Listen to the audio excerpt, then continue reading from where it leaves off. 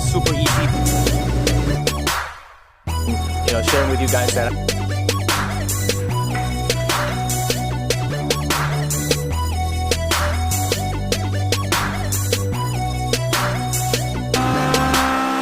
Yo, that's crazy!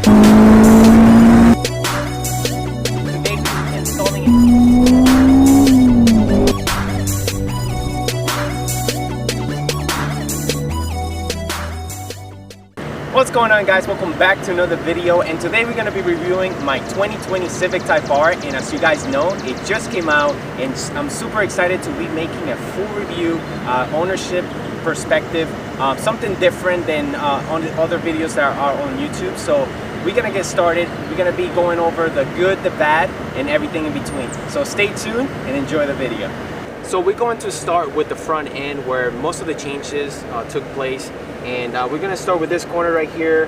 No longer we have the fake vents where we had some mesh material just like this. Honda integrated this canard. Most people are calling it hockey sticks and stuff, but it resembles that, but at the same time it's like a factory installed canard. It does stick out just a little bit. It's not sticking out in the bumper. They use this piece to just blend it in and make use of the dead space. Right behind here we have the sensors for the Honda sensing. So they are utilizing this space, which is awesome. We have LED fog lights and we have LED headlights as well. We do have a running light strip over here and a LED turn signal. This vent kind of flows the air right through the wheel well and escapes right through the fender over there. Right over here where you can't see it, we have our brake ducts right above the splitter, which is awesome. If you work your way around here as well, you're gonna find out the whole front end of this car is completely different. We have a brand new upper grille where they implemented a bigger space to avoid any overheating issues where the previous generation was affected with. The front emblem is a lot smaller than the previous generation, and also they got rid of a vent that was above here as well. So they just kind of massaged the front end and made it sleek looking and less aggressive, which works great because the rest of the car is very aggressive and it just blends in nicely. We also have this hoop scoop which pushes air through the engine bay and eliminates heating. What I really like about this front end is that we have a lower splitter. If you're gonna be driving this car on the daily, it's gonna be very expensive if you break this. If it was carbon fiber, it doesn't look tacky or anything. So in my opinion, it looks good. All in all, this whole front end caught my attention once the 2020 year came out, and it really spoke to me. I welcome those types of changes because in the previous generation, obviously this car was mocked for having fake vents and whatnot. So let's keep on moving on this side. Still have the 20-inch wheels, which are massive for a Civic Type R, but at the same time it still works. This car is pretty large in size. We do have very sticky tires. You can tell like all the rocks are sticking to the rubber. This is factory tires. Thinking about putting a protective film over here just to protect any rock chips or anything like that. Moving on to the brakes, they're still using the Brembo calipers. These are 4-piston calipers which work amazing. One of the changes for 2020 is the brake rotor, which was changed over to a 2-piece rotor using aluminum, and they were able to eliminate about 5 pounds on each corner just for the front end. The rear end was not changed or touched. So far what I've experienced, this braking system is excellent. I also had a STI which had 6-piston Brembo brakes, and between both 4 and 6-piston, and it works great. I have no complaints. It suits the weight of the car. Moving on to this side right here, obviously we still have our extended flare. That vent that I showed you up on the front pushes air through here and escapes right over here, which is a nice aesthetic design. They went with a flat black touch right here, which is very nice from factory.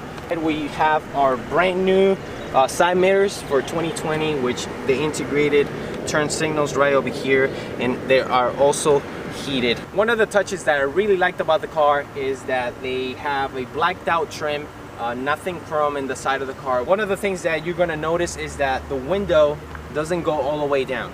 you have about 3 inches of glass sticking up. This is all the way down, and obviously aesthetically doesn't look too appealing once you have all 4 windows down. We're gonna talk about the door handle.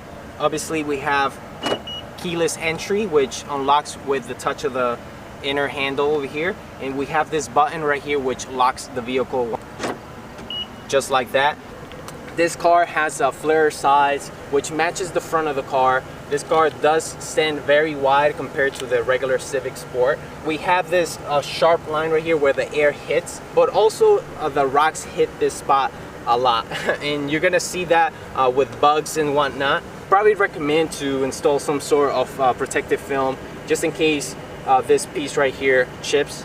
Going down here to the wheel, no changes were made for 2020. This is electronic caliper, so once again we have the very sticky tire, which is a tread wear rating of 240, which is extremely low. So don't expect these tires to last too long, maybe 10 to 15,000 miles depending on your usage. Moving up here, we have our gas cap and our gas door. You don't have a pull tab inside the car to open it up. Once the car is fully locked, you can't open this. As you can see, I'm pushing it. If you unlock the car, this has its own locking mechanism, and then you can open it right up. That's nice engineering. It's gonna protect your car from people that have bad intentions. It doesn't have any cap or anything. You just have to stick in the nozzle. Very simple, which is a nice feature. This cup right here protects this thing from you know, having water go inside of there. If you get real close, you see the mechanism right here that locks it up. So if I press the lock button, and if you press the unlock button, it opens it right up. Moving on to the back of the car, as you can see, we have brand new vents.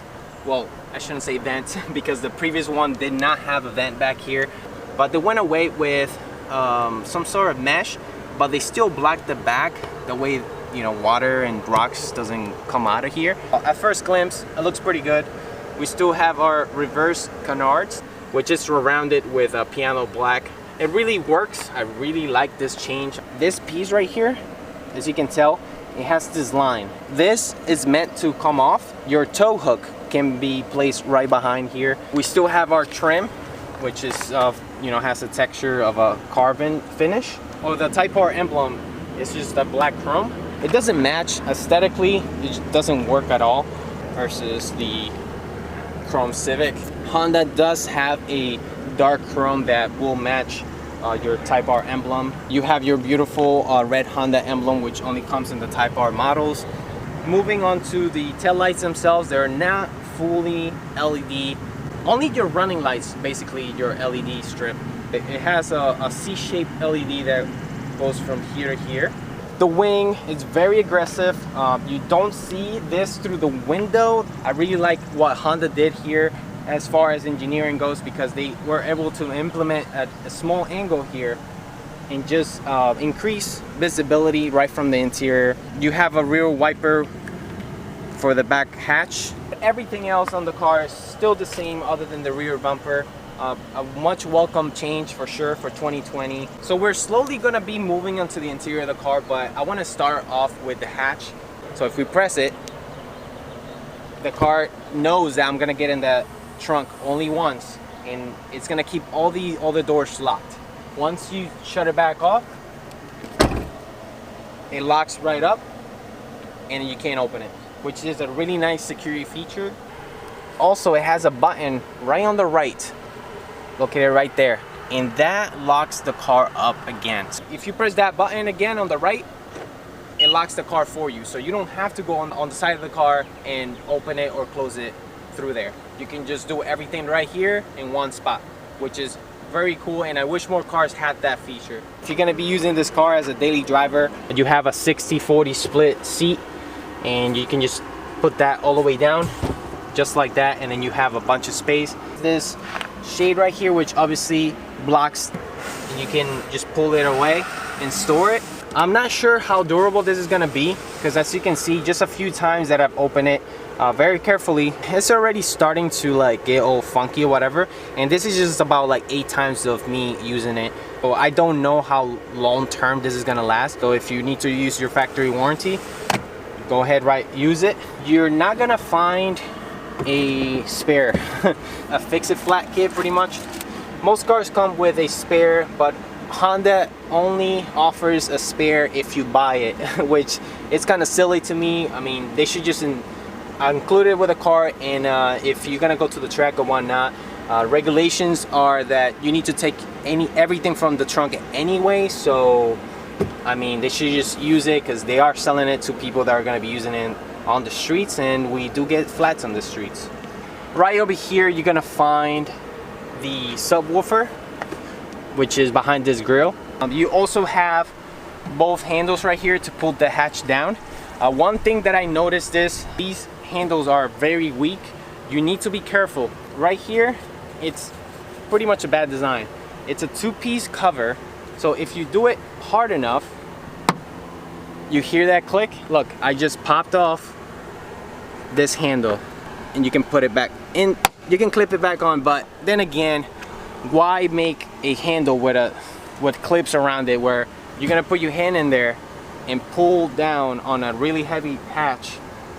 It's just gonna break. So that's what happened to mine. I did break the handle right in here. Now I just kind of just put both hands in these two, bring it down here. That's how I close my lid without any damages and any smudges on my paint. Alright guys, so we are driving the 2020 Civic Type R. It is in comfort mode, and one of the things that I've noticed about this car is that it's extremely smooth. When you're driving it in the city and whatnot, it's very forgiving. The clutch is very smooth. The shifting is great. There's not a lot that you can complain about this car just being a track purpose car. It's, you know, you're able to daily it if that's what you want out of it. The fact that it has 3 different modes, you know, it's awesome, because you know, you can tailor it to what you want and need at that point in time. Another thing that I really welcome is the fact that you can turn off most of the assisting driving features that it was implemented in 2020. You can definitely turn it on when you need to. So the car has a great turning radius. You don't need to, you know, turn too much. It's very precise. Very, very nice, guys. Another thing that you're gonna notice is the car is very quiet. The car, you can barely hear it other than road noise. That's, if you're hearing something through the mic, it's road noise due to the fact that it has 20-inch wheels and very skinny tires. If you want some noise, you can definitely get a aftermarket exhaust and fix that. Speaking of noise, we have Plus R mode, which kind of pumps in fake noise, let's just call it, but it's pretty much, you know, augmented noise. It's amplified through your speakers, and you're able to hear the engine a little bit more.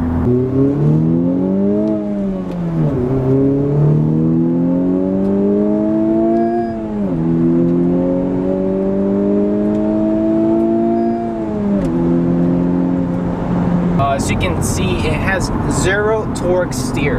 Compared to my other front-wheel drive Acura RSX Type S, that car dances all over the place, and it's kind of sketchy. But this thing is in complete control. You just point it where you want it to go, and it's just gonna go there. All right, let's just go to 4th. You saw that? That's 4th gear, and I'm gonna downshift back to 3rd. And that's the car doing it all for me. And then you can do a pull if you want.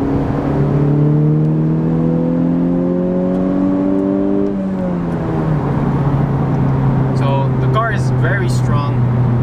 It has a lot of torque. So now coming up to a red light, you can see the downshifts. So now that we're done test driving the car and experiencing the Type R on the road, I want to talk about the details that this car has in the interior. And as you can see, they're using some hard materials here. It is textured plastic, which it's fine. It does have a nice design, and this door handle I really like. It's very comfortable to open. Something that you'll notice. The material being used is cloth. Reason why they they're using this material is because the back seat, they're also using cloth. It doesn't feel too cheap. You'll see that it's trimmed as well with the red stitching, red seat belt moving right to the back, which is a nice addition. This is a 4-seater. As you can tell, you see the cup holder right in the middle.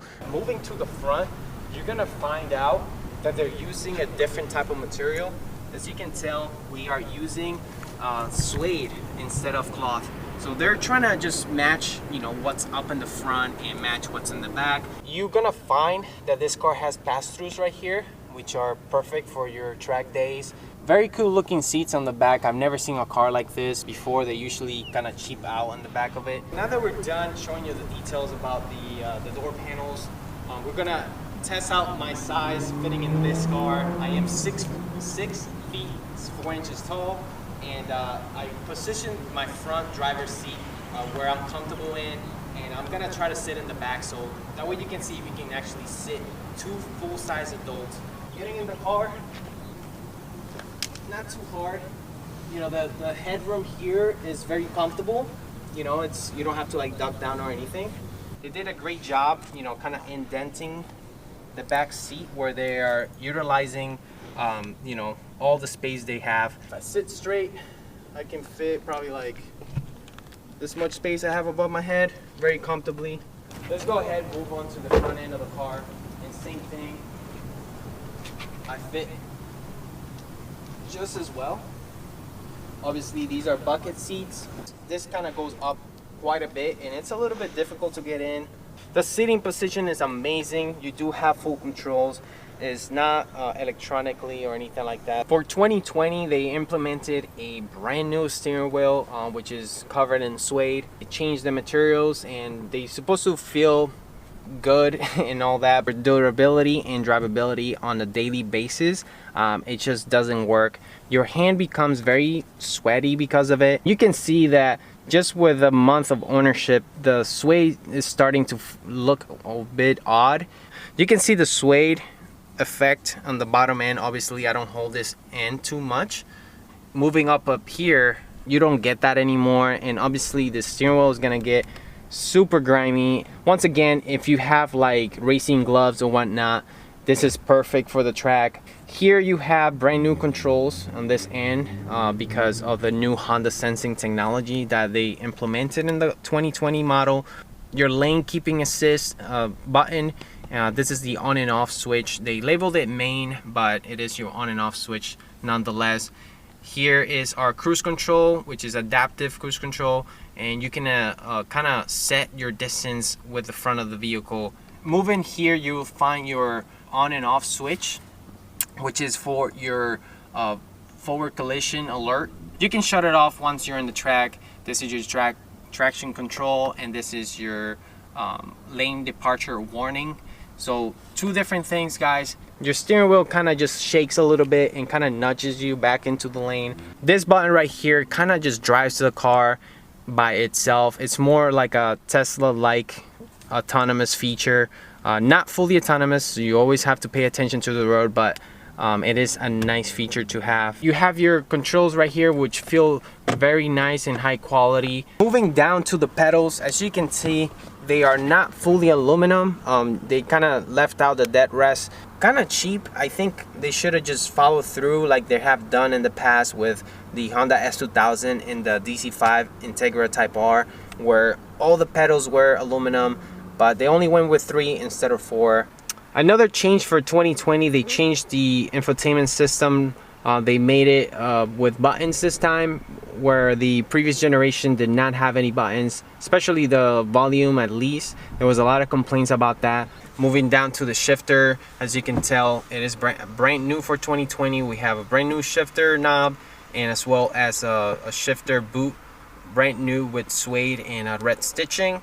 You have your electronic e-brake, which is hard to get used to because obviously I've had other cars with manual parking brakes. You have your Type R plaque with my number, my chassis number right here. You have your modes, which includes the +R button, Sport in the center, which is not labeled, but it's there by default when you turn on the car on and off.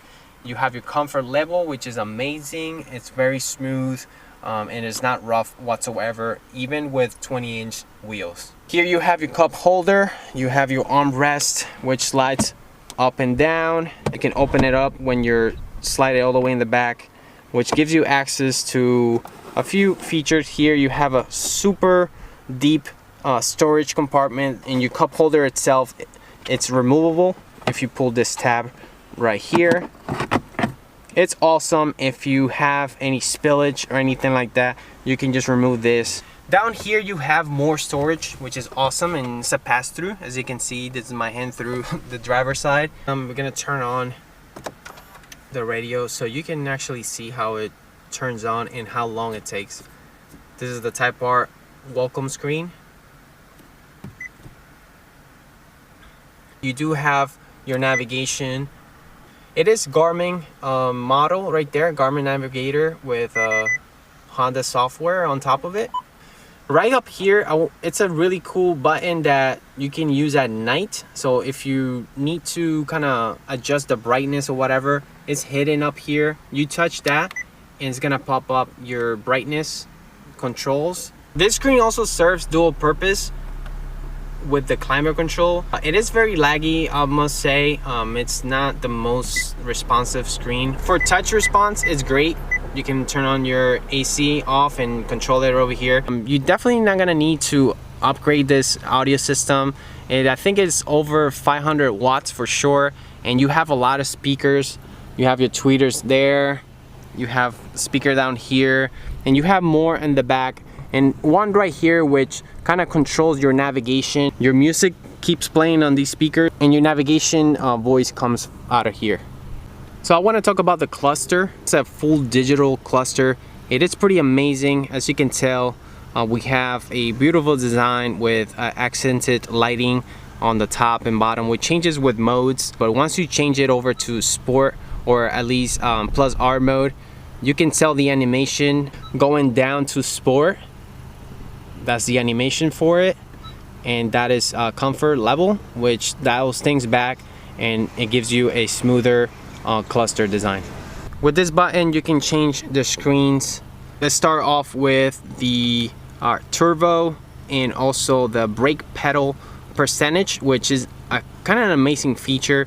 This is great for track reasons. That way you can be more consistent and have more data available to you and become a better driver. It's a very informative screen nonetheless. It's definitely my favorite out of all of them.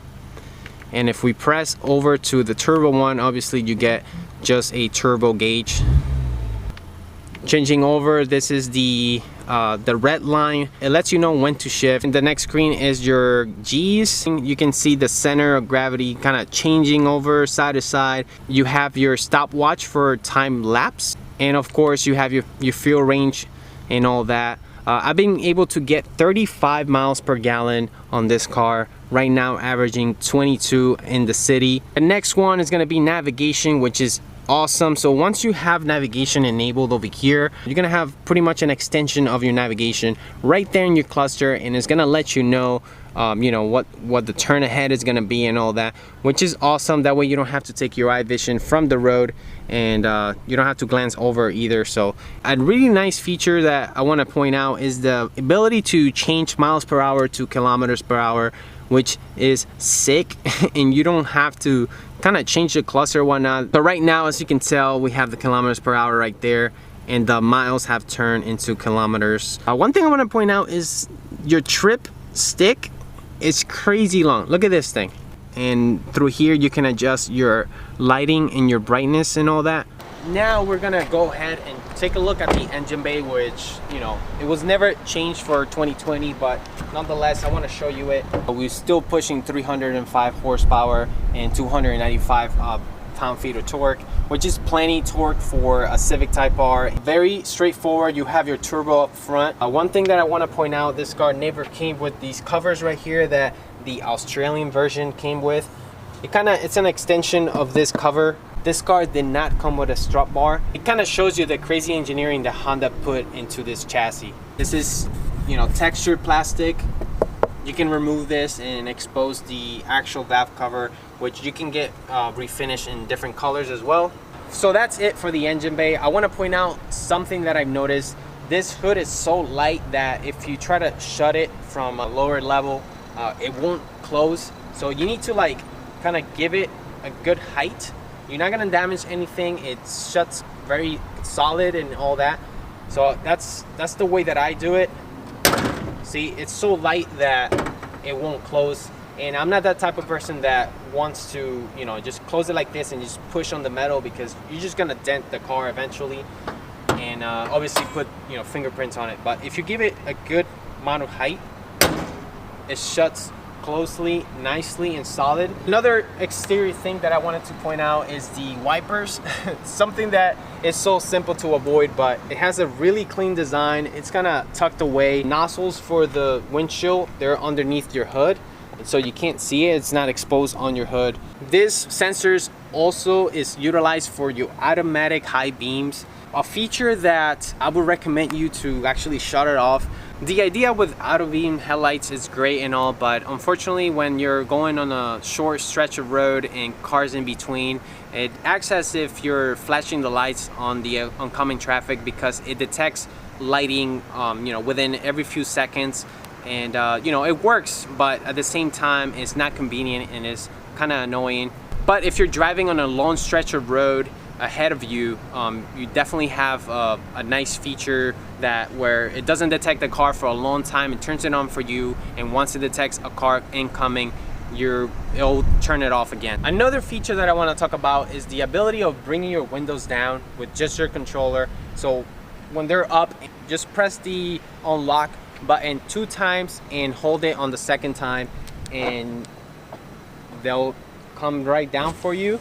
So this works great, you know, on a hot day or whatever, but it lets the heat out ahead of time, and then you can get in your Type R, especially because you have a aluminum shift knob, which comes factory with this car, and it gets super hot. So this feature comes in handy. All right guys, so that's gonna be it for today's video. I hope you enjoyed the full review for the 2020 Civic Type R from an owner's perspective.